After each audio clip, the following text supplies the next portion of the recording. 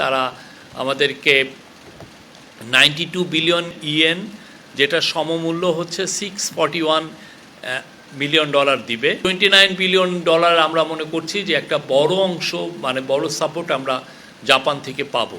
এবং জাপান বলেছে যে তারা ইন্টারিম গভর্নমেন্টের সাথে আছে এবং ইন্টারিম গভর্নমেন্ট এই ইনিশিয়েটিভগুলোই তারা সবসময় থাকবে। তারা $418 মিলিয়ন আমাদেরকে দিবে আশা জানিয়েছে। এটার এই সংক্রান্ত নোট এক্সচেঞ্জ হয়েছে।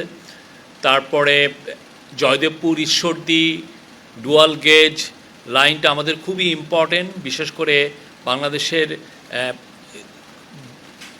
রাজধানীর সাথে আমাদের পশ্চিমাঞ্চলের সাথে, পশ্চিম এবং উত্তরের সাথে একটা মানে নিবিড় কমিউনিকেশনের যোগাযোগের জন্য এটা খুবই ইম্পর্টেন্ট একটা লাইন। সেটাকে ডুয়াল গেজ ডাবল ট্র্যাক করা হচ্ছে এবং সেটার জন্য জাপান জানিয়েছে যে তারা আমাদেরকে 92 বিলিয়ন ইয়েন, যেটা সমমূল্য হচ্ছে $641 মিলিয়ন দিবে।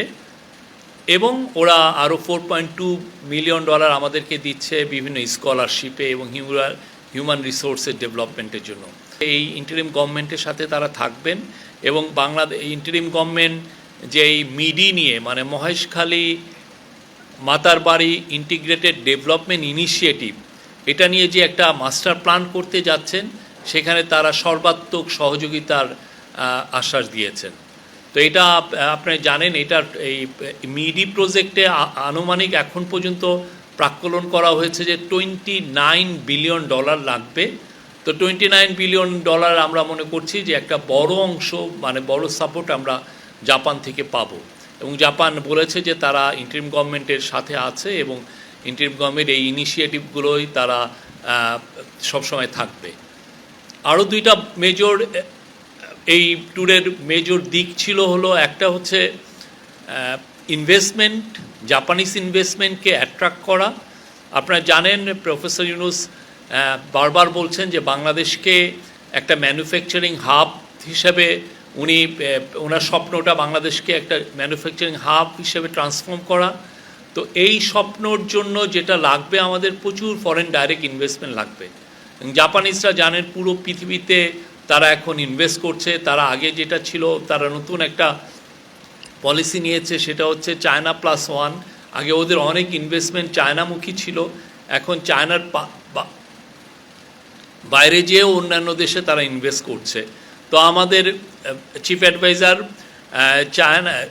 জাপানের যে মেন ইনভেস্টমেন্ট এজেন্সি জেট্রোর চিফের সাথে মিটিং করেছেন এবং প্রথমে ওই দিনে উনি জেট্রো চিফের সাথে মিটিং করার পরে সিলেক্ট কিছু বড় বিজনেসম্যান, যারা মানে যেমন সুমিটোমো, মারুবিনি, জেরা, এই কোম্পানিগুলোর সাথে আলাদা উনি আর একটা স্মল গ্যাদারিংয়ে মিটিং করেছেন।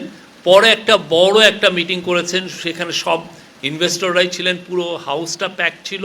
সেখানে উনি আহ্বান করেছেন জাপানিজদেরকে যে ইনভেস্ট করার জন্য। এবং উনি খুবই, আমরা বলবো যে আমরা খুবই ভালো পজিটিভ রেসপন্স পেয়েছি। আপনারা যেমন আমাদের চায়না ট্যুরের পরে দেখেছেন যে কিভাবে চাইনিজ ইনভেস্টররা বাংলাদেশে এসছে। আমরা আশা করছি এই জাপান ট্যুরের পরে অনেক বড় বড় জাপানিজ ইনভেস্টর বাংলাদেশে আসবেন এবং তাদেরকে সর্বাত্মক সহযোগিতা করা হবে বাংলাদেশে ইনভেস্টমেন্ট করার জন্য।